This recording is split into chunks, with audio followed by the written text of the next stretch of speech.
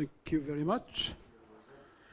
Yes, thank you very much. Actually, it's EPFL, not ETH, but nonetheless, I'm grateful for the invitation, and I'm going to try to report about work that is done with all these good people on that list, mainly people from EPFL, the group led by Catherine Hess, and then the Blue Brain Project, which I'm going to tell you something about as we go along.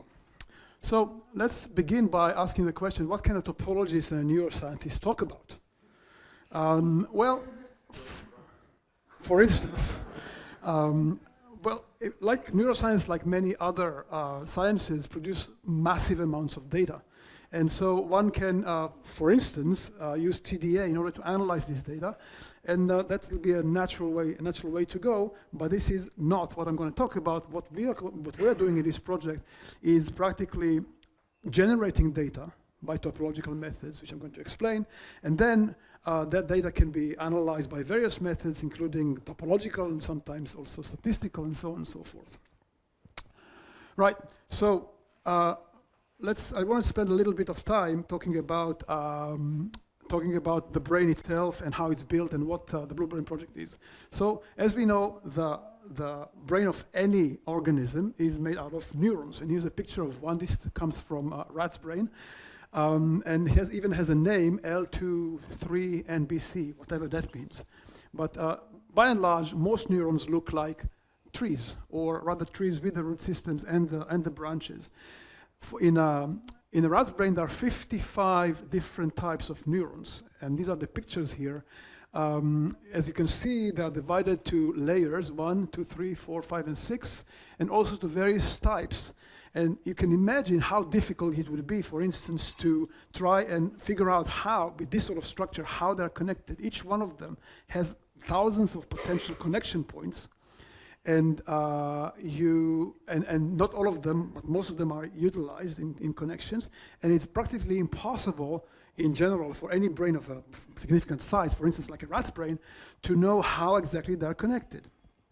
Right, so there's one counterexample known so far, and this is a little worm called C. elegans.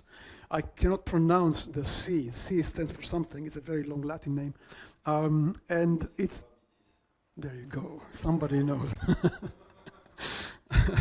And that worm is about 0.5 millimeter long, so it's tiny, and it has a brain of 277 neurons in the head. And these are totally mapped. Okay, so here's a picture of the brain of C. elegans with all the, well, actually not all the connectivity, only half the connectivity. This is about 4,500 connections among the known 8,000 connections. That took a long time and a lot of effort and a lot of money, obviously, to map. So doing something similar for even something as small as a rat, or even something as small as a fly, actually, is practically, well, either impossible or so expensive. It will deplete the resources of Earth in no time. So instead of doing that, what the Blue Brain Project does is, sorry, I want to say something before that. So the other thing you could do is you can look at the entire brain and not look at individual neurons, because individual neurons maybe don't give you the picture that you need to get in terms of function, but rather look at brain regions, and you can use fMRI data in order to map the connections between the various brain regions, and then get some sort of a connectivity matrix, usually weighted by the strength of the connection or some other parameters. Right. So what the Blue Brain Project does is basically a digital reconstruction of a small portion of the rat's cortex, and eventually the aim is to arrive at a model of the entire rat's brain, and then, you know, at some point also the human brain. So that small portion is what is called the neocortical column. It consists of roughly 30,000 neurons with about 8 million connections between them. The reconstruction is biologically accurate in the sense that it uses all the various types of neurons that I showed in the previous picture. And what you can recover from it is quite a lot of information, even though the connections themselves are not one-to-one mapped into a natural system, because that, as I said, is not possible really to do. What can you get from that system? Basically, you can get the full adjacency matrix, all the connections between the neurons, including the strength of connection, the type and spatial position of the soma, and all the connections where they are in space, in three-dimensional space. And you can also activate that system and get the full spiking data for each neuron under varying electrical, simulated, of course, electrical and chemical conditions. So in some sense, it's an approximation for sure. It's not the real thing. It's an approximation of the actual biological brain, or the actual section of the biological brain of the rat.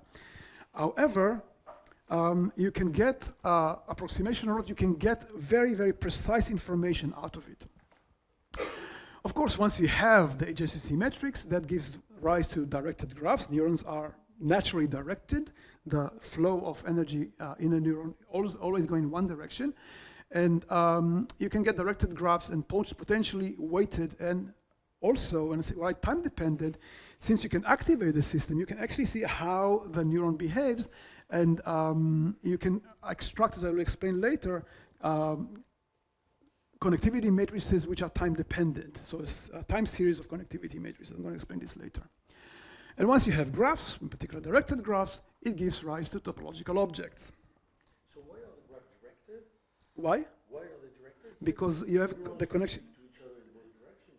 Yes, but you have neurons that, the flow of energy in the neuron is always from the dendrite to the axon.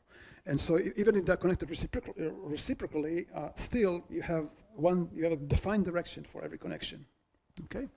So Flag complex was already mentioned here. So here's an example. As you see, you have a graph here, and the way you generate the Flag complex is by looking at the minimal abstract simplicial complex that has the graph as its one skeleton. However, in our case, what we have is a directed graph. So we don't want to give up on direction, and therefore what we do is we we fill in the simplices only if they are properly oriented. In other words, there's a proper orientation. If this is the graph, then this will be the Flag complex, the directed Flag complex. And if you can see here, there's a cycle. I'm not filling this one in because this is not a properly oriented simplex. All right? Right, so on the other hand, I have to add, because you see, with this particular example, if you ignore the directionality, then you get something which is, different, because the triangle here will be filled in. But you have to be careful, because in our systems, as was just pointed out, what you get is that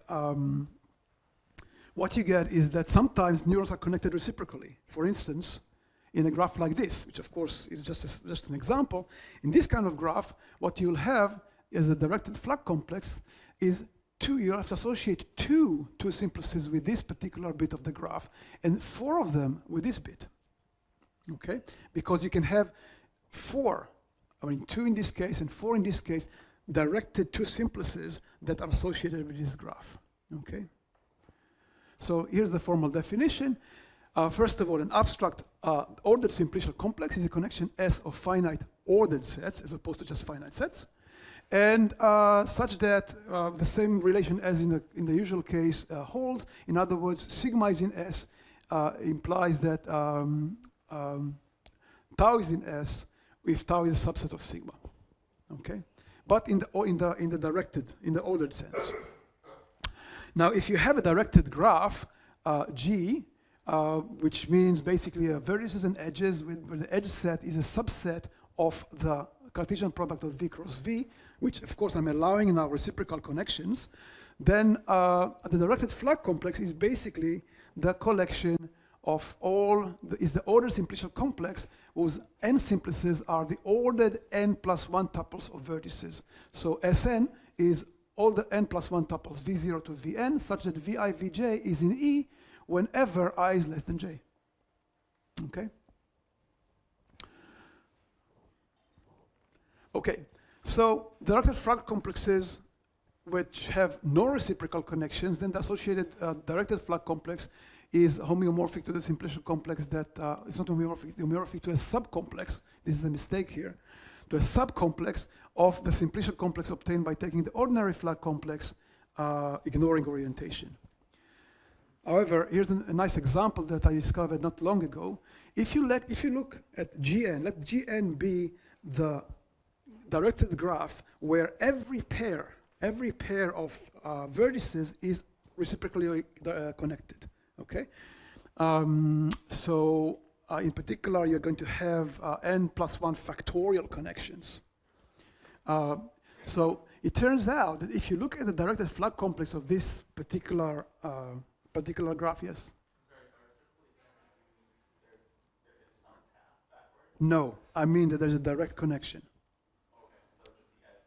Yes, every edge is double in both directions. Okay, if you look at the directed flood complex associated with this particular graph, what you get is a space of the homotopy type of Dn plus 1 n spheres, where dk is the number of fixed point free permutations on n plus 1 elements.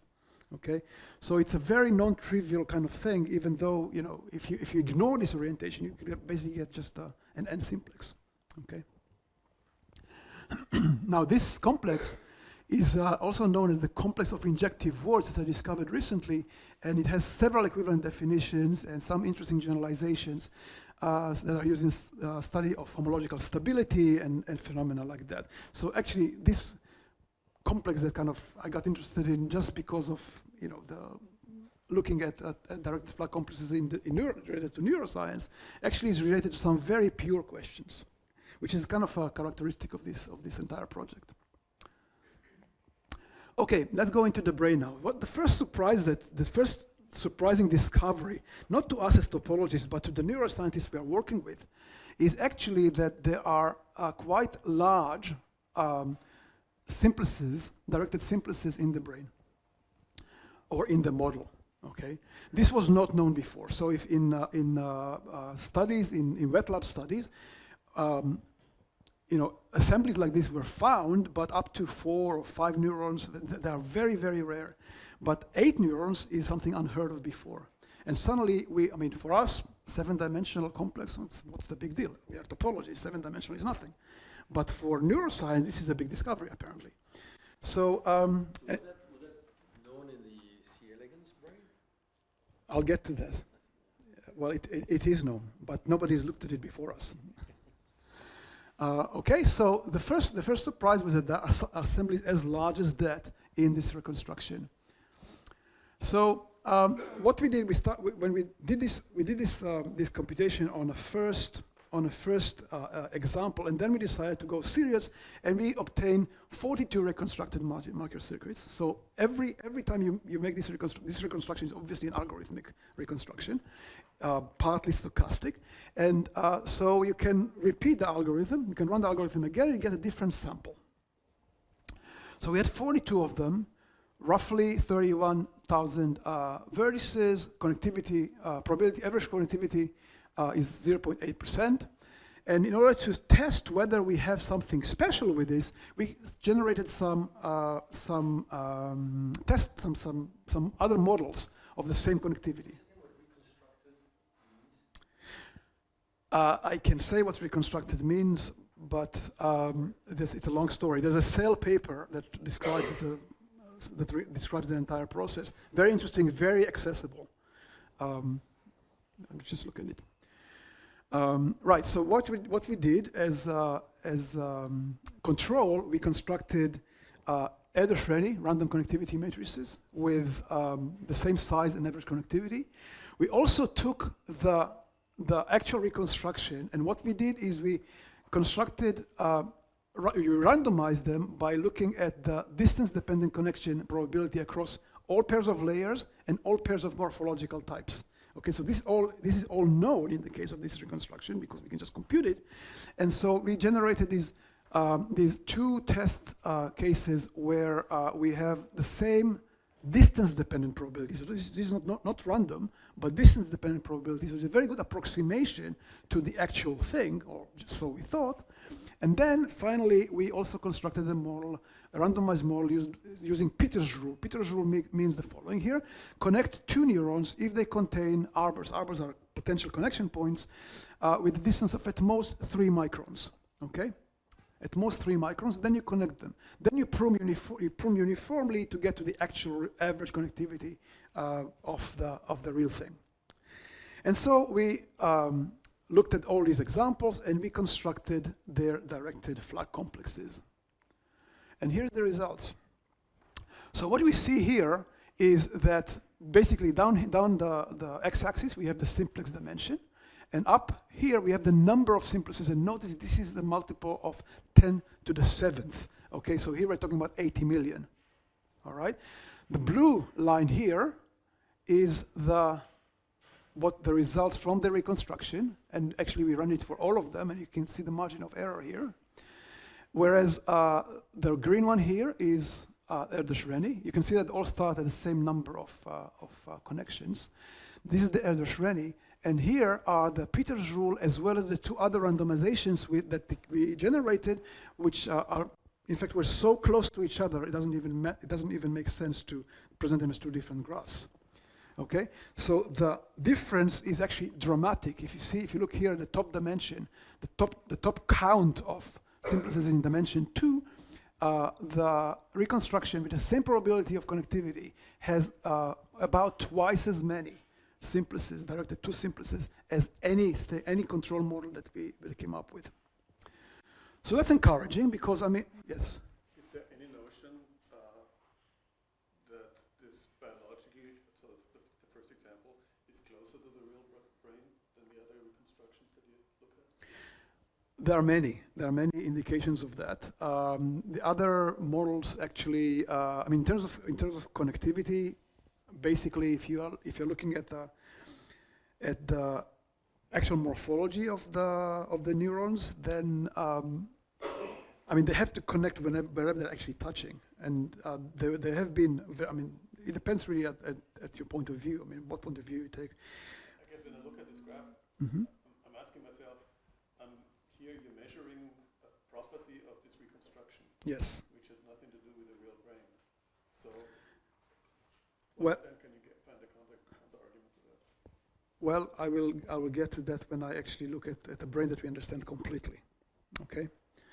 So the question is actually very valid. So you are looking at the reconstruction. The reconstruction is not point-to-point connection as it is in a brain. We know that.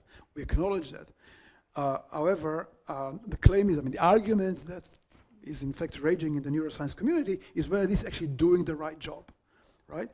So we can't can't give a mathematically accurate answer to that, obviously. However, I'm going to get to that when, you know, in a small example, the elegans example. So what should we read in this graph? That the brain or the reconstructed brain has many more simplices than anything random? Than anything random, or even kind of, you know, like something like Peters rule, or even if you take the connection probability from the actual reconstruction, and you ignore the morphology, you only look at the connection probability, you get something which is much lower. This is this one, the yellow one.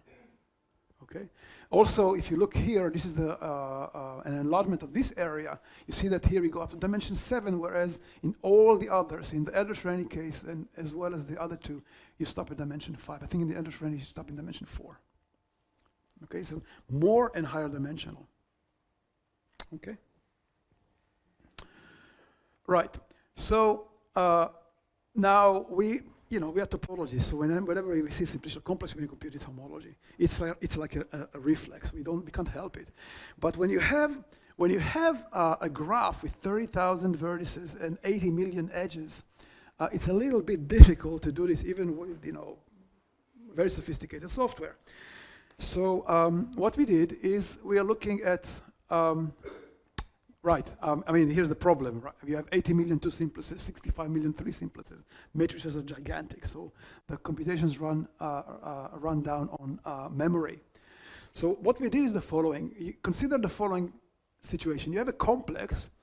So let's let x lower n denote the n co-skeleton. In other words, you take all the simplices of dimension n and above, and then you complement downwards by taking all the faces.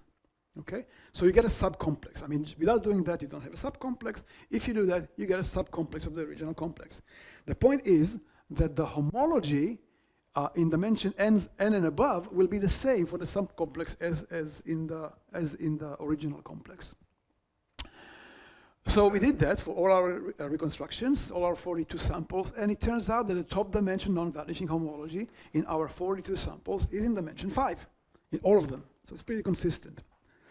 So here's a picture of what we got. If you can see here, you have the points are the individual samples of the individual rats. And what I didn't say initially is that the 42 basically are based on 5 individual rats, the brains of 5 individual rats, okay? And then there was another one which was obtained by taking the average of all the 5. There's information that was extracted from the brains of these 5 individual rats, things like layer thickness and various other parameters, was used in the reconstruction. And so what you see here is it's a very simple thing to calculate is the Euler characteristics once you have the complex, and then the 5th dimensional homology. And you can see that there are differences between the 5 different rats, but it's very difficult to actually say something about this just from these pictures. Okay, so it doesn't mean anything really. The 5th homology, the rank of the 5th homology, mod 2, I should say, mod 2 5th homology. Okay, but now the beautiful thing about working with people who are not topologists is that they do things which to us would seem totally crazy. Why totally crazy? Because, I mean, when do you ever graph on the same, or kind of consider at the same time the 5th homology and the Euler characteristic? What's the point of it, really? But let's see what, I mean, so that was an idea. Let's just do that. We know them both, so let's do that. That's the next picture. So what's happening here is that if you take these 2 parameters together, suddenly your rats are distinct. They have a personality. Well, at least 3 of them do, and the 2 others are kind of close to each other. I mean, these blobs here are basically the center of mass of the distribution, which we found very interesting. I mean, the point is that the reconstructions use some information extracted from every individual rat. You do this calculation, you plot it, and then you get a distinction between the rats, which is kind of surprising. It's not clear what it means. Maybe it means nothing. We don't know. So the color code here is different rats. Different rats, yes. Okay, so we have no idea what the significance is. I mean, one thing we want to do sometime in the future is actually to look into the statistical data that created that, to see if the rats really are different in some sense that can be seen without using the topology, right? Because we found it kind of surprising that it's so nicely distinct. And then what is the relationship between these 2 brothers down there at the bottom? And why are they so close? Yes? Did you also try other combinations than the 5? Well, we cannot compute the Betty 4, Betty 3, etc. So that's part of the problem. Okay, I mean, we're working trying to improve our computational methods, algorithms, and so on. So we might be able to do that, maybe parallelizing or something like that. But to date, we haven't been able to compute any homology below dimension 4 and above dimension 0. 0 was easy. 0 is really easy. Okay. So, that is your question. How do you know that you are actually doing something sensible? Well, let's take a little sanity check. I mean, we can't really compare it to an actual rat's brain. It's not possible. So let's do a little sanity check. Remember Mr. C. elegans? We know everything about C. elegans, all the connectivity of C. elegans. So we do the same sort of thing, well, more or less the same sort of thing for C. elegans. There we know all the homology. Okay, it's very easy to compute. It takes seconds to compute the homology of the directed Flood complex for C. elegans, and here it is. As you can see, the top here is the simplex count. Okay, this is the simplex count. Notice that it actually gets up to dimension 7 here and stops afterwards. Down here, you get the homo. Huh? It doesn't go higher. Okay. The answer to my first question was yes. In fact, with C. elegans, it was not known. Well, we just, of course, we didn't do the hard work. The hard work was actually getting the connectivity matrix, right? Once you have the connectivity matrix, which is published online, you can just plug it into your software. Within no time, you get the answer. Okay, and then down here you get the homology. By comparison, if you look at an Eder-Shreni model, we didn't bother with other models. With Eder-Shreni model, then you can see that the difference is gigantic again. It collapses very quickly after dimension 2, and of course the homology also is 0 above dimension 2 for the Eder-Shreni. We did not do, to be honest, we did not do any sort of more sophisticated control models. In the case of C. elegans, we kind of satisfied ourselves that the behavior is similar enough. On the other hand, C. elegans is a rather simple organism, as you can imagine. And so what this suggests, you see the graph actually of homology, also of the simplex counts, is quite different from what we get for the reconstruction. So it suggests actually that our model, our digital model, is not quite what it has to be.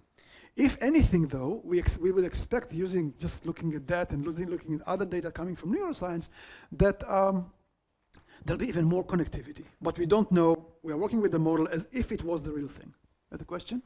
So this is for directed simplex. This is for directed. So could it be that just in this neural networks, I mean, somehow the direction is more consistent, and when you have this random graph, I mean, So the random graphs that we took are random, but we consider them as directed. So we randomize the entire matrix, but we don't symmetrize it. right, but I mean, what does the graph look like if you remove the direction? So this is the surprising thing, actually. I mean, we did some statistics on that, not too terribly consistent, but what happens is that if you compute the undirected graph, the associated undirected graph, the numbers are quite similar. They're not the same, but they're quite similar. The reason that we are using directed is because it makes sense in the brain to use directed graphs. But the numbers are not too far away. You get simplices of slightly higher dimensions sometimes. So if we got dimension 7 as maximum, you sometimes get dimension 8. Okay? But the numbers are tiny. The numbers are very small. And the distribution in general is quite similar. We did one experiment that, or the calculation that counted the number of simplices which are not directed, the proportion of them, and it turns out that most simplices are in fact kind of naturally directed. So directionality actually apparently has some meaning in that network, as you would expect. I see another difference with the case of the rat.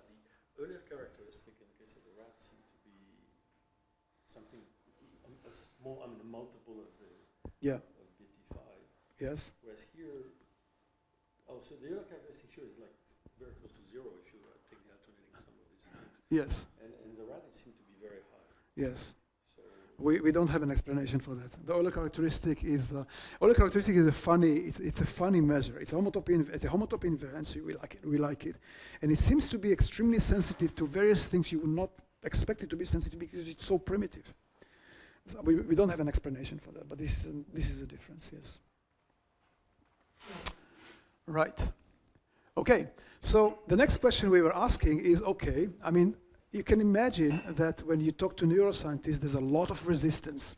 So why are you looking at directed simplices? Why are you looking at direction at all? And what's the point of looking at simplices as opposed to what they call motifs, various connectivity patterns that you can find in the neuroscience literature in abundance? Okay, why particularly simplices? To topology, the answer is clear. You can build anything from simplices. Any motif is a union of simplices. But why these? Well, so we did some experiments. What we did here is experiments with looking at activating the system and then looking at the correlation of firing between various pairs of neurons on simplices. Okay, you can see here an example how this is done on a 3-simplex. Here you're looking at all connections. The blue is all connections. The red one is 2 to sync. The second to last to the last one. The green is the first and the second, and then the purple one here. It's a little difficult to distinguish them here. The purple one is from the source to the sink of the simplex. And this was done across all dimensions, okay, to look at the correlation. What we see here is that the correlation, the spiking correlation actually rises both with dimension and also with the location of the pair. So the highest correlation is between the second to last and the last neuron in the simplex, which basically indicates that as the more information the two neurons share within the simplex, the higher the correlation between them. And the average correlation of 50% in neuroscience is huge. Okay, that means basically that in probability 1/2, if one neuron fires, the other one will fire as well. Okay, so that's a very high correlation. So, corollary, if you wish, is that it makes sense to look at simplices, then it makes sense to look at directed simplices in particular. So we kind of justified to do that. All right. So the next, once we know that we are going in the right direction, what we want to do is to consider activity. Now, how do you consider activity? How do you map activity into topology? You have this system, you can know everything about it. So we design an experiment, a system which we call a successful transmission matrices. So suppose you have your connectivity matrix, and so you divide a stimulation into 5 millisecond time bins, 200 of them, so you have 1 second of stimulation, and you have 5 milliseconds time bins. If A is the structural connectivity matrix of a given microcircuit that we are experimenting on, then in time bin K, you consider successful transmission connectivity matrix AK to be AKIJ is 1 if and only if the following 3 conditions are satisfied. First condition, AIJ is equal to 1. In other words, these two neurons are physically connected to each other. Okay? Second, neuron I fires in time bin K. Okay, neuron I fires in time bin K. And neuron J fires within 7.5 milliseconds after neuron I did. Okay? If you have these 3 conditions, then you make the assumption that the firing of J is related to the firing of I. And you can optimize these parameters. These 2 parameters are 5 millisecond time bins and 7.5 milliseconds, of condition 3 here. You can optimize them. That's what we try to do. And you then build a time series of connectivity matrices, which are now much, much smaller than the ones that we started with. Okay, so one of the initial experiments we did, I'm going to tell you a little bit about that because we have, at this point in time, we have a good number of other experiments that we did that are more sophisticated, but I'm kind of embargoed from being able to tell you about them. Neuroscience is not like mathematics, it's much more secretive. What we did is we stimulated the system. What you can see here is basically giving stimulation to the column here at the shape of a circle. So you are stimulating the neurons. I'm starting here, but you can't see it. Stimulating the neurons kind of in a circle across a cross section from the bottom, and here at the form of a point. This is like 2 different types of whisker deflections. If you think about rats, that part of the cortex that the Blue Brain project is reconstructing is the somatosensory cortex. And so if you're looking at these 2, this is sort of giving 2 types of whisker deflection stimulations to the rat's brain. One very primitive kind of way of looking at different reactions is the mean firing rate of neurons in the system. And as you can see here, there is not much you can say about the difference between these 2. Firing rate, by the way, was normalized so that you get in the 2 cases you get the same firing rate, average firing rate across all neurons. And as you can see, you don't get much along the average from this experiment. Of course, there are more sophisticated methods of doing things. So in this system, you can actually distinguish 2 stimulations if they are 5 microns away from each other. Okay, so you can do that by training readout neurons to do tasks like that. But this is not what we're trying to do. What we are trying to do is basically learn about the reaction to a stimulus from the entire system. The topology of the entire system hopefully will give us information about the type of stimulation, not recognize it necessarily, but at least distinguish the two types of stimulations.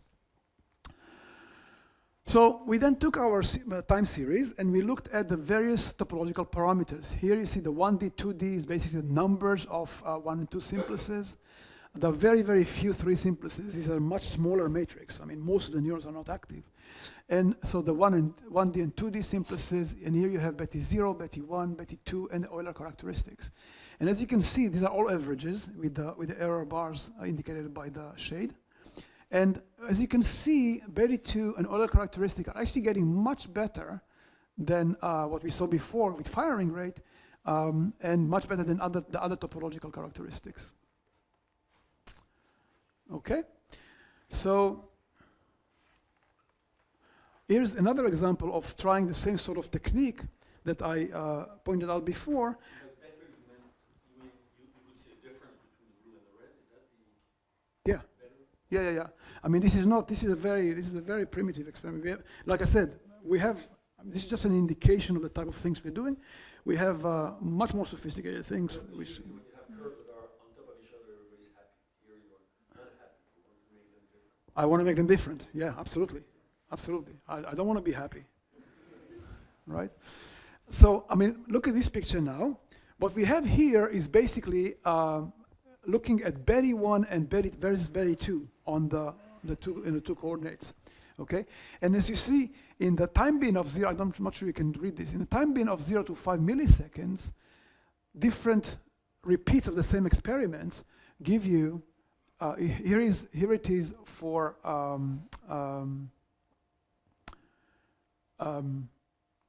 one type of experiments, and here's it for the other one. They have separation, so I'm not sure which one is which is the circle and which is the dot. I think this is the circle and this is the dot. You can see that there's total separation, almost a fantastic separation between the two stimuli. Similar thing you can see, not quite as good as that, in the 50 to 55 millisecond time bin. You can also have a separation. Down at the bottom here you have the circle, and here you have the other way around. Here you have the dot, and here you have the circle. In the other time bins, the results are scattered. And that's not so surprising, because one feature of neurons is that when you stimulate them, they fire once, they have to rest. They cannot fire immediately afterwards. So you get like a jumble after a while. The stimulation then repeats at 50 milliseconds, repeats, and you can see this again, but it's not quite as good. And if you go further on, then actually everything gets messed up, because basically you don't have enough energy in the neurons to fire again. Okay? So this is in fact very accurate, very similar to what happens in a natural brain. If you try to stimulate a neuron too much, then it will eventually tell you, I will need a rest. I cannot continue like this. Okay? And the other thing we did is we took some statistical tests. We have a statistician, well, not quite a statistician. Kay Turner is one that knows she's topology, but she knows a lot of statistics. Certainly, way more than any other person in this project.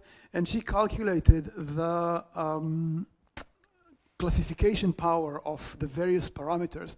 And you can see here at the 0 to 5 milliseconds and 50 to 55 milliseconds, you have, in fact, in all of the time bins that we are considering here, the topological parameters, particularly the 2D simplices and the Betty 2, give a much better separation, whereas in time bins 5 to 10 and 55 to 60 milliseconds, these two are actually dramatically higher than the others.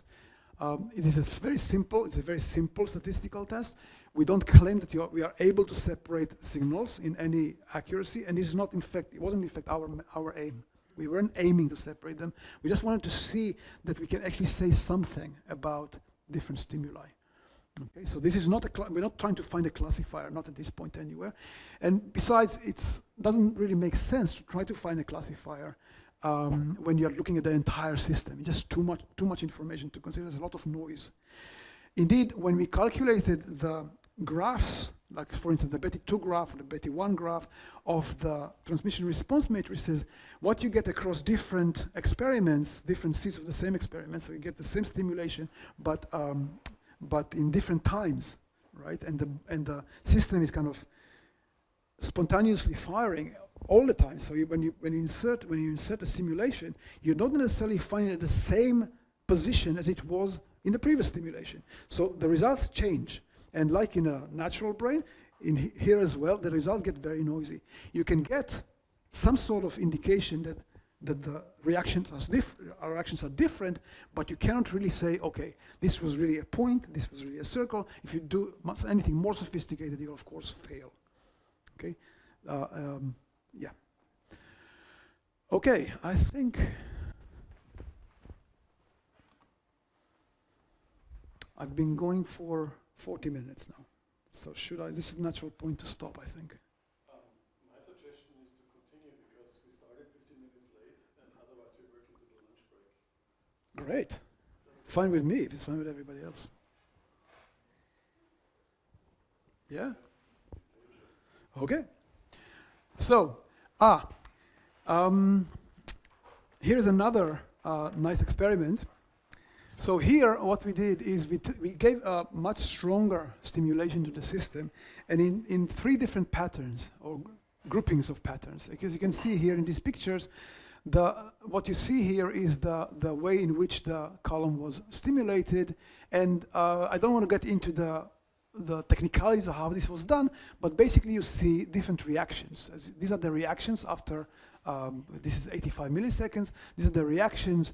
The red means there's a lot of reaction, and the blue means there's no reaction. Okay, so you can see the patterns that are created here. So here you're working with this reconstructed thing? Or Yeah. So when you do that, you put no weights at all on the synapses, or you just use the... We just use the connectivity. We are doing the most primitive thing. The weights on the synapses and other parameters, firing rate, type of neuron, they'll come in later, not in this lecture. Let's talk again in a few years, okay? And so what we did here is we looked at, again, we did this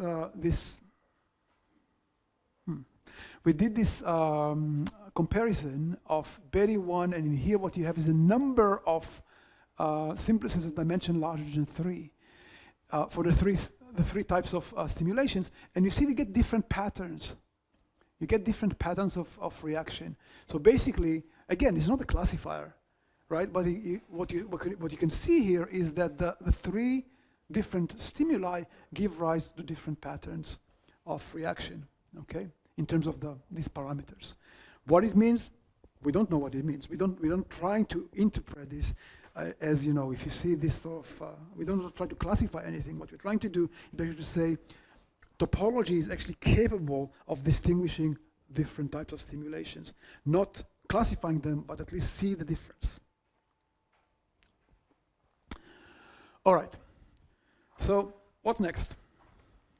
I mean, so far what I've reported is on a paper that is soon to appear, and I want to talk about things which we're doing now with view to future applications. And this part is going to be more theoretical with less pictures. So one idea that came up as we were calculating is what we call highways. And let me try to explain what this means.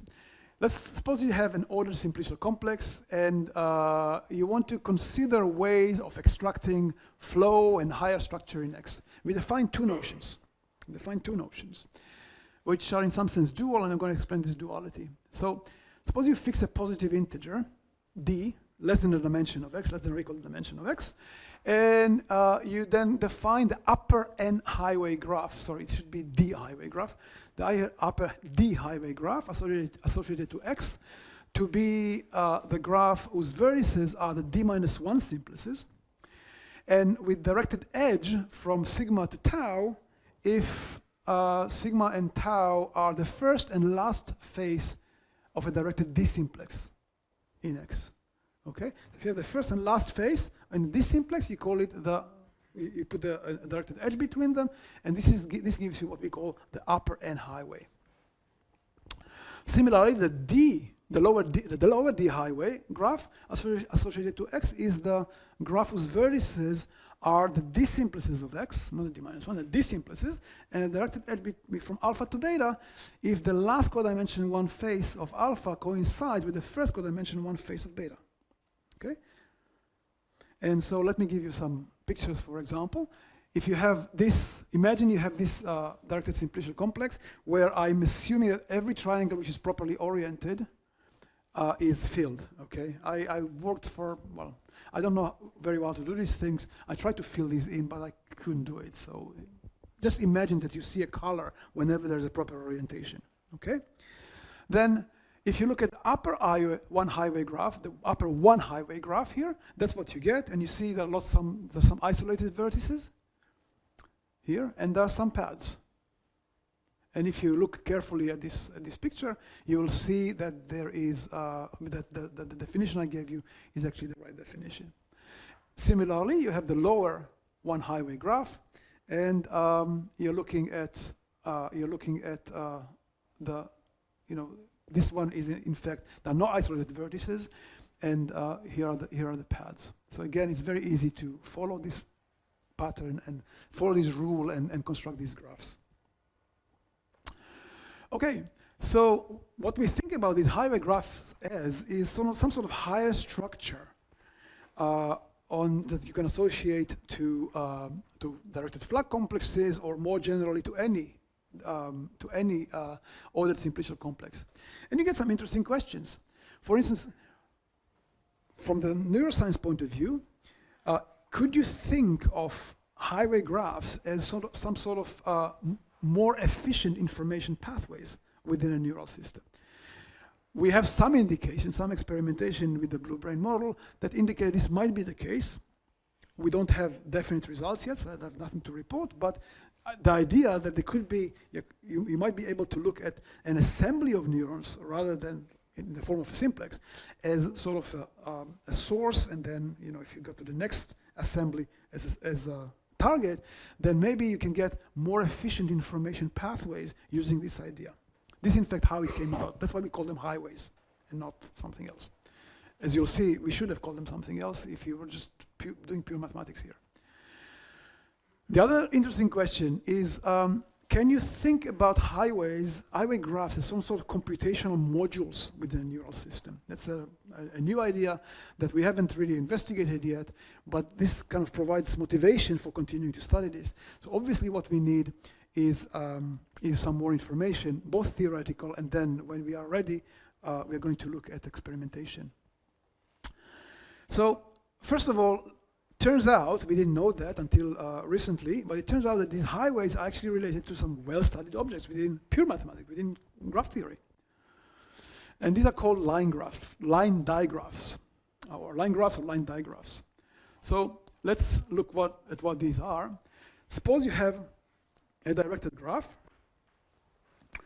Then you can construct what is called in the literature the line digraph associated to the graph, which is the following. The vertices of the line digraph G hat are the edges of G. And the edges, well, you have an edge from E to E prime if the source of, the target of E is the source of E prime. And then the orientation function is just the inclusion. And an interesting observation that we made is that if you're looking at any ordered simplicial complex, then for each d larger or equal than 1, if you let LDX and UDX denote the associated lower and upper d highway graphs respectively, then LDX is the line digraph associated to UDX. In other words, these two types of graphs are very strongly related. But there is more. First of all, let me point out that line digraphs, I mean, we started, once we found what they're called in the literature, we started finding lots of studies about them. So they're studied extensively in the literature, and the line graphs, which are the undirected case, and line digraphs, which are the directed case. They're related to various questions in combinatorics, in graph theory, in applications, mainly in physics, as far as I know, and so on. Now, let's try to break them up into little pieces. So one observation you make is that if your graph is a corolla, like this, a directed corolla from 3 points to 2 points, then the associated line digraph is a bipartite, or the corresponding bipartite. So since you can make any directed graph from corollas, you can expect that you can make any line digraph from bipartites. It turns out to be an old theorem of Harari and Norman from 1960, which tells you the following. If you have a line digraph, a digraph G, is a line digraph if and only if for some n there are two partitions of the vertex set into n disjoint subsets AI and BI, such that E, the edge set, is the union of these bipartites. So the intuition is correct that the proof, in fact, in this paper is quite easy. It's quite easy to follow. It's half a page. Well, that's very interesting. But let's see what else we can say. So here's a proposition. If G is a graph without self-loops, okay, and the brain sometimes has self-loops, a neuron connected to itself, but not frequently. It doesn't happen too often. So we assume it doesn't happen at all. Okay? But if you have a graph G without self-loops, then the directed flux complex associated with the line graph has no ordered three clicks. Okay? In other words, it will not have any homology above dimension 1. 3 clicks is 2 simplices. No ordered 3 clicks. Second statement, if X is an ordered simplicial complex, any ordered simplicial complex, then for each D larger than 1, the upper D highway graph has no ordered 3 clicks as well. Okay, so these two examples here, I mean, if you have a graph without self-loops or an ordered simplicial complex, if you look at the upper D highway graph, the one, not the one which is a line graph, but the one which isn't, right? Then it has no ordered 3 clicks. Then again, no higher dimensional homology above dimension 1. Interesting, very easy to prove. In fact, if you look at this proposition and you try to see how you could get a 3-click, right? You see immediately this is not possible, even in higher dimensions. What I have to say, I'll say it later. Right, so I want to mention a characterization theorem for line digraphs, which we came up with about 10 years ago, except we didn't know what to do with it. So here it is. Let's say that G is a directed graph, and we write V less than U, this kind of squiggly, less than, if there is an edge from V to W, sorry, V is less than W, if there's an edge from V to W in G, okay? Then we define 2 relations. The overlying relation, squiggle O on V, is the transitive closure of the relation V1, V2, if there exists W in V such that V is less than W and V1 is less than W and V2 is less than W. I'm going to show you a picture in the next slide so that you see exactly what this means. And then the underlying relation, squiggle U on V, is kind of the opposite, or the dual. So V1, V2, such that there exists a W, and W is less than V1, and W is less than V2. Let's see a picture of this. So the definition basically means the following. V1 is squiggle O related to V2 if there's a diagram like that which connects them. Okay, this is kind of a zigzag that connects them. These are the W's down at the bottom. And similarly, V1 is squiggle U related to V2 if there is the kind of the dual diagram. The W's are here and they are mapping, there's a zigzag like that where they're mapping up towards the V1 and the V2. Okay? So this is the relation. And now we have a characterization theorem, which apparently, as far as I know, and I will be happy if, actually unhappy, if somebody points out differently, is not a non-characterization. There are several other characterizations in the literature. If you have a directed graph G, the suspension, by the way, is another word. Another word is used for line digraphs. I forgot to erase it. Is a line digraph if and only if for all V1, V2 in V, there's at most one E between them. Okay, so there are no reciprocal connections. Second condition, if V1 is O related to V2, and V1 is less than W, then V2 is less than W. And finally, if V1 is U related to V2 and W is less than V1, then W is less than V2. Okay, so here's the characterization of all line diagrams. And the question we ask is, Does this mean that you don't have a long zigzag, you just have like... That's right, if you have a long zigzag, then you also have a straight connection, exactly, exactly. Right, so since now what I showed you before this proposition is the D highway graph, the upper D highway graphs of any order simplicial complex are of restricted nature. You cannot get any 3 clicks, any directed 3 clicks. So the one question is it possible to characterize their associated line diagrams? Okay, in other words, the lower D highways. Why is this important? Because we would like to know what to expect. I mean, we are looking experimentally at these highways, or this concept of highways. We're going to look at them experimentally. It will be nice to know what to expect, or rather what not to expect from these. Another point I want to make is notice that upper highway graphs can be generalized to allow higher codimension. So you could think about an upper highway as not going one up in the dimension, but going more than one up. In which case, what I said, this proposition is not true. Okay. In other words, you could find a higher dimensional simplices, but we haven't touched that. Okay. At this point, I'm not sure it makes sense. I mean, combinatorially, it probably is an interesting question, but we haven't touched it. Okay. Right. So why do I put this in? Because I want to go a little bit more abstract now. So I Googled abstract images, and this is the one I found. I mean, I found many, but this is the one I like. So I want to talk now about, I mean, basically I'm going to move into the realm of, more or less pure mathematics, now pure topology, if you wish. One of the early ideas in this project was that, you have these assemblies of neurons, these graphs of neurons. You can think about them maybe as smaller bits which are composed together to give you bigger bits, and so on and so forth. And that kind of it starts smelling like something you could maybe, like is done in theoretical physics, maybe you can think about it in terms of categories, okay? Categories, in the sense of category theory. I mean, like I said before about homology, if you look at anything that is interesting enough, that looks interesting enough as a topologist, you say, is there a category of these objects? Well, so that's what I want to talk about next. Kind of a categorical model. I do not know that this actually does anything whatsoever for neuroscience. Okay, it might not. In any case, you get some interesting objects. So, what do we want to do? We want to kind of model various things. We want to model network connectivity. We want to model flow.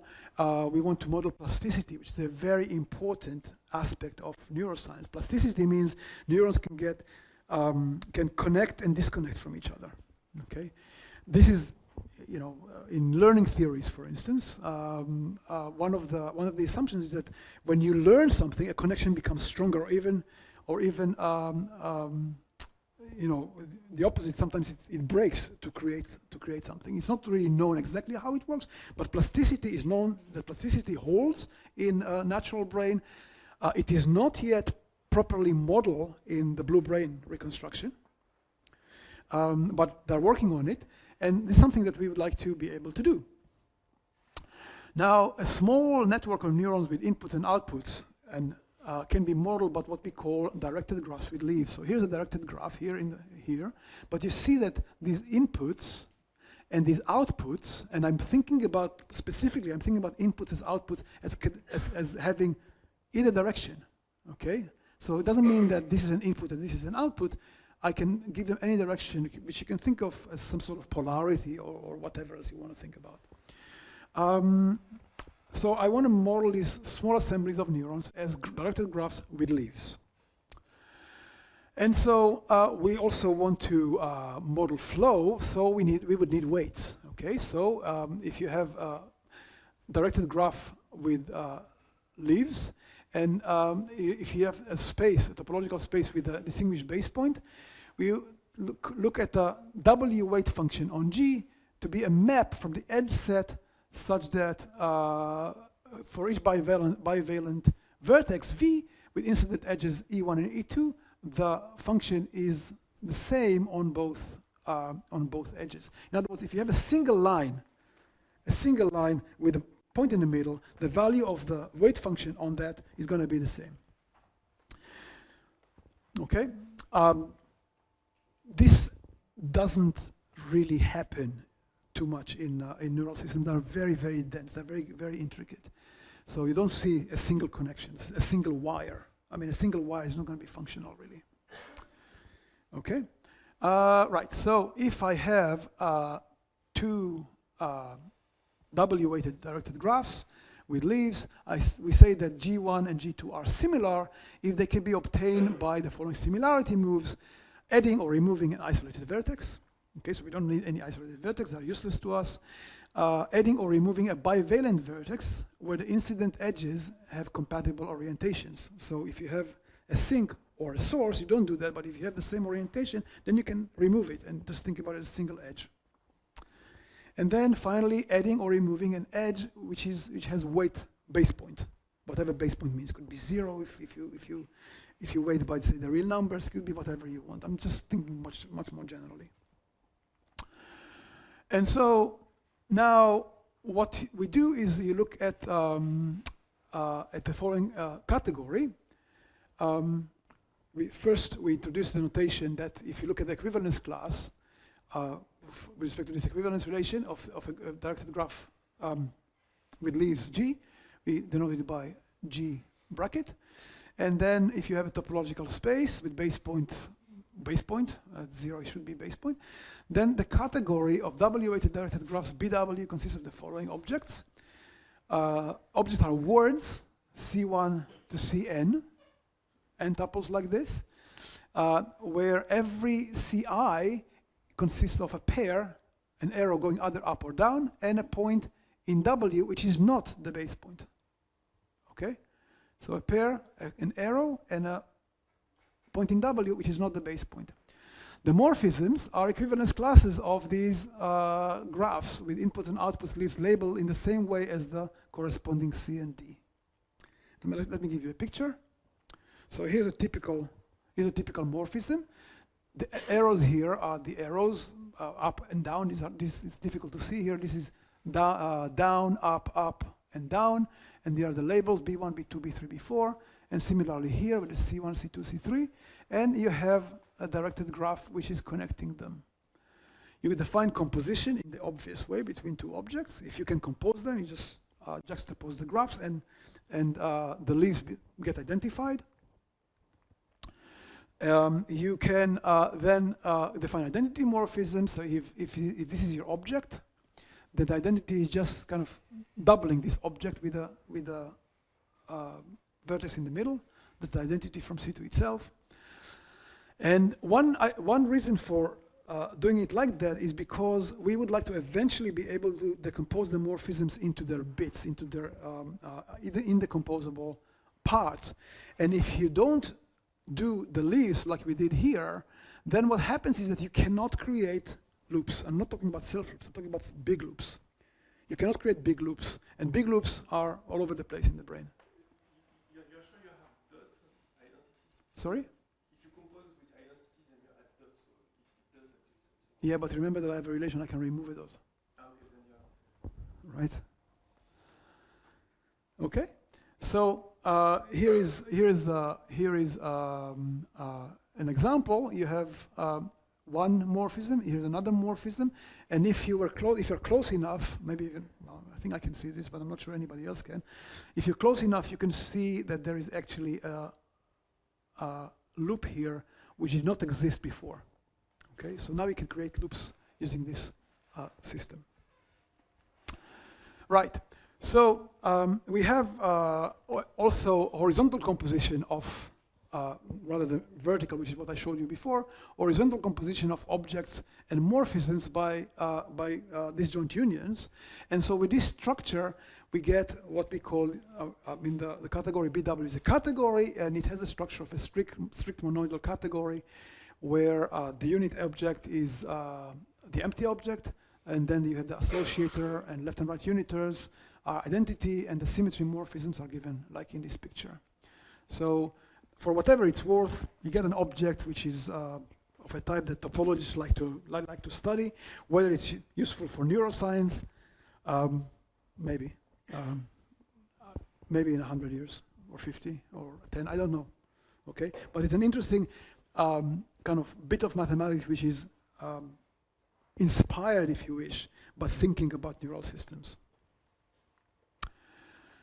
Okay, now we want to also think, well, we have the category W, you have the space W in the background, so we also want to understand the morphism sets as topological spaces. And so to do that, what we do is basically we define what we call metamorphisms. Okay, the metamorphisms are directed graphs with leaves together with a subset of the edges, which we call kind of the zero edge set, such that the leaves are labeled by objects C and D. Okay, so a metamorphism between objects C and D are the same sort of picture, except there are no labels. There are no labels on the internal edges, only on the external ones, and these are C and D. And now we had similarity moves. We define an equivalence relation on these metamorphisms by meta-similarity moves, which is basically the same thing, adding or removing an isolated vertex, adding or removing a bivalent vertex, and adding a new internal edge to, or removing an edge from E0. So E0 is the zero edge set. You can consider now the meta-similarity class of a graph G by slightly different notation, and the collection of all equivalence classes you can denote by this notation here, MM from C to D. What is it good for? So if you have a metamorphism between C and D with edge set E and zero edge set E0, a map from E to W is said to be admissible if G with the labels defined by alpha represent a morphism in BW between C and D. Okay, so now you're looking at the set of the space of all admissible maps with the topology induced from the mapping space from E to W. And the lemma is that if you have two equivalent metamorphisms between C and D, then these topological spaces are canonically homeomorphic. Okay, so this gives you, in fact, a way of defining a morphism space for this category, rather than a morphism set. E0 plays no role at all in the definition? It does. It basically... Well, yeah, E0 plays a role in the definition of equivalence classes. Okay.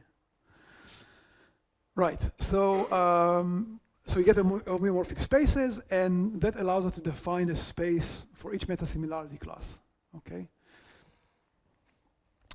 And now we can define an equivalence relation on BW C to D, where we take the disjoint union of all classes of metamorphisms from C to D of these spaces, and then we divide by a relation which is generated by submetamorphisms. Okay, so there's a way of gluing together. I don't want to get into the technical details of that, but you have a way of gluing all these together so that it makes sense as a morphism space in BW from C to D. Okay, and well, intuitively, what happens here that this equivalence relation, identifies two admissible maps from G to W if they differ by if the functions differ by the values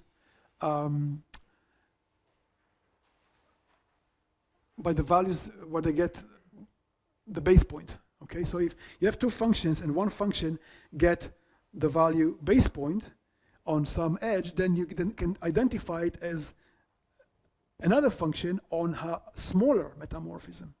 Okay, so this way you glue all of these together. You actually get a connected space this way, because you can always look at the metamorphism and give everything the value 0, the value base point, and so that gives you sort of a connection point. This is a connected space.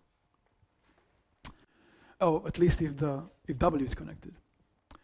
And the proposition is that if this topology on morphism sets in BW, you get a well-defined topology, and you get the vertical and horizontal compositions are continuous functions, which is very important. Otherwise, there's no point defining it as the topological category, or category enriched over topological spaces. Now, that's one reason for defining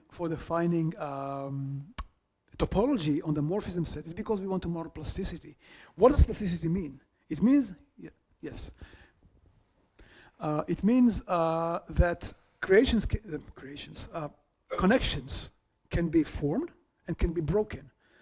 The idea is that I will be able to take a value on an edge and reduce it to the base point, or grow it from the base point. Okay, so what we call a path from G to G prime in BWC to D is called a plasticity function. And you can compose them.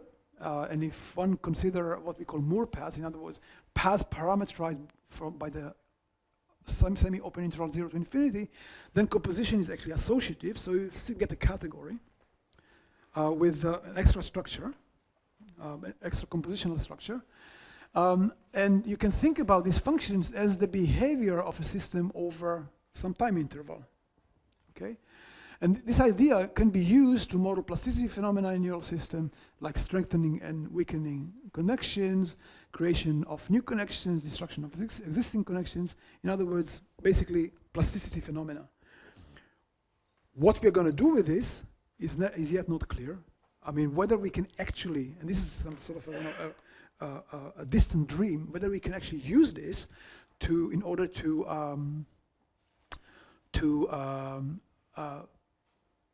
model anything on the blue brain system is not clear. How to do it is not clear. But since we have this amazing machine, then it could be, well, maybe there's a chance to be able to do that. Maybe there's a chance to be able to build something that will allow us to test some phenomena and test some hypotheses. A theoretical question along these lines is whether BW together with the plasticity functions is a two category. And in fact, if you, I mean, I didn't include this, but if you look at homotopy classes, path homotopy classes of these plasticity functions, then what you get is a two category, whatever that means. And probably nothing for neuroscience, but kind of an interesting question. Okay, I think that's all I had to say, but before I finish, I want to do some propaganda. Some of you may be aware that there is a conference in applied algebraic topology coming up in August in Hokkaido, Japan. If you haven't registered yet, this should be a fantastic conference. We're trying to represent various types of applied topology, certainly not only neuroscience, but TDA and physics and what else. Well, you are very welcome. Registration is open until August, basically just before the conference. And if you want to give a talk in this conference, then you'd have to actually submit an abstract by the end of April, so not much time. That's one point. The next point I want to advertise is that actually, if you like what you heard today, or in particular if you're looking for a position, or if you have anybody that you know that is looking for a position, I have now 2 postdoc positions available in Aberdeen for 3 years to work on this project. Starting date is September, so it's pretty soon. Here are the application deadlines, May 4 and May 20. I'm looking particularly for topologists, obviously, and also for people with serious computational skills, because this project will involve high-powered computing. Should be fantastic positions, a lot of travel, a lot of communication with the blue brain people and other neuroscientists, etc. So you're welcome to apply. And if you want to find the links to apply, all you have to do is Google Research Fellow Topology Neuroscience. And this is the first hit. Thank you.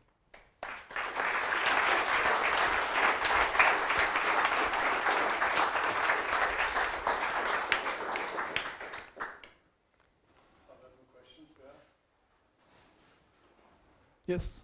First of all, did I get it right that the simulations you did of the dot and the circle, were they about the red model or about some other? So the question is if the simulations are on the rat model or any other model.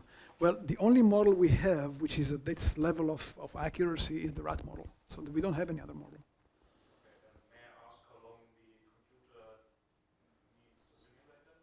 A second or something? It takes a while. I mean, the actual simulations are of very small time interval. But to actually do the simulation takes a while. I can't answer this precisely.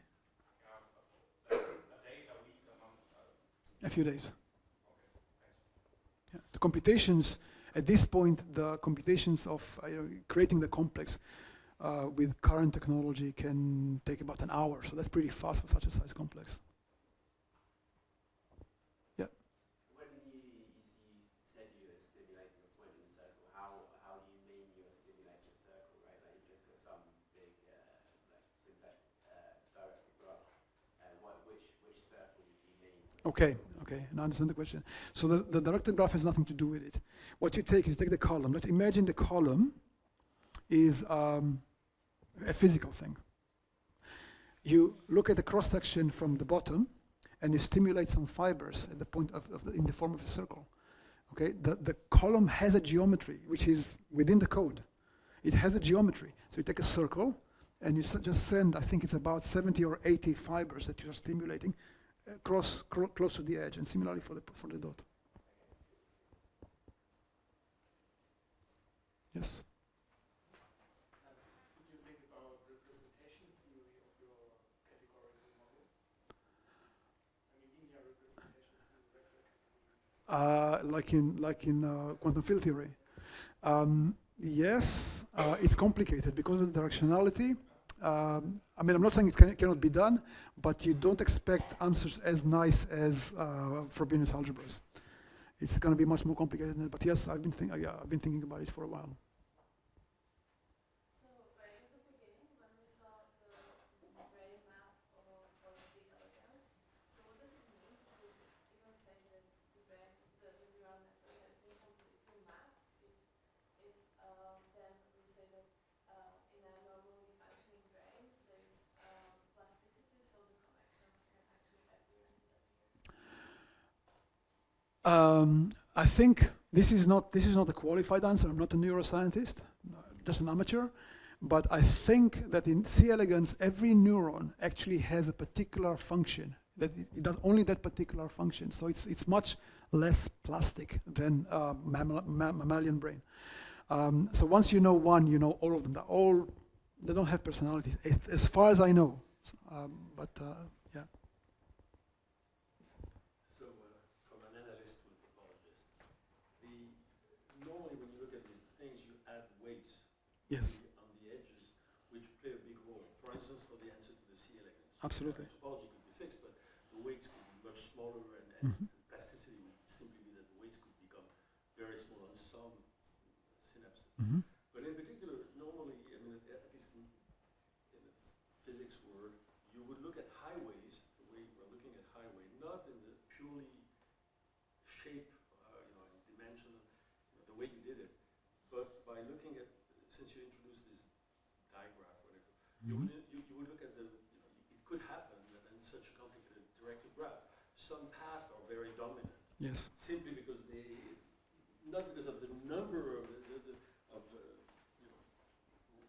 path between here and there, because some paths would be dominant because the weights are larger, and this is the way you would look at preferred pathways for all sorts of calculation problems, for instance. So would that be a possibility? Absolutely. So we have So one. topology would not be enough. No, topology will not be. No. But so the question you're asking basically is, can we consider weights, and can we make topology out of weights? And the answer is absolutely yes. I mean, the point is that if you're looking at, if you consider the weights as well, you actually get, you know, you're looking at your flag complex, for instance, and then with these weights you can have what we call weighting systems. So you give weights to the entire complex. You use some functions. I mean, you can try to play with the functions to see what makes sense. You can experiment, etc. And you can give weight to the entire complex. So every simplex will have a weight, right? And then you can do topology. You can filter it, for instance, and you can look at you know, the topological data analysis methods, and you can do various things. You can create. You can actually integrate the weights into the topology to create something much richer. This is part of the program. This 3 years program is part of the program to do that. But to look just at pathways which have maybe more transportation going through them than other pathways, that's something we haven't done yet. I mean, we don't have the means to do it because the system, 30,000 neurons, is a tiny fraction. Part of the plan of Blue Brain is to put these modules together and create by, I don't know, maybe next year, I think that's the plan, to create the entire cortex. So then you can...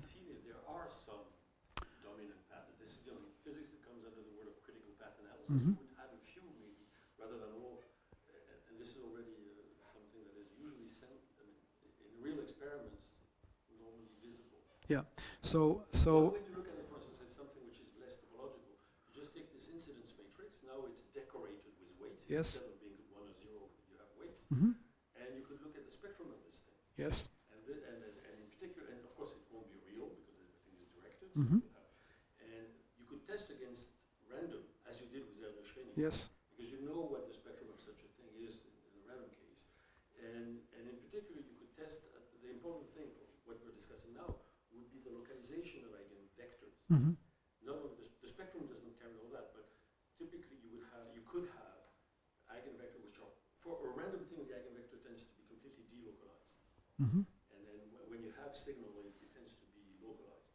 And then this localization might, of course, be a trace of this high-level topology. Sure. And this is what people look at for Sure. So I think there's a group in the Hebrew University, led by Idan Segev, that is doing just that. So they have close connection to the Blue Brain. I mean, it's part of the project, and he has a couple of students who are doing exactly what you say. And by the way, people doing that on the physics side or the computer science side for question of algorithmics are also looking at those matrices. Mm-hmm. They used to do more complicated thing, and now they're coming back to spectral methods, which are simple. Right. And in particular, to compute those spectral things for complicated things, they introduced a nice tool that they call non-backtracking matrices, mm-hmm. which is exactly what you call desuspension or line digraph. All right. So in some sense, it's rediscovered in a different way. When you wrote it, I just checked, and it was exactly the same. Right. Okay. Oh, it's interesting. I didn't know that. I mean, these line digraphs. I mean, once we start understanding what they are, then they're all over the place in the literature. You're right. Yeah. Maybe there's a spectral interpretation. Yeah, that could be. This is what they use over there for the spectrum. That could be. Thank you.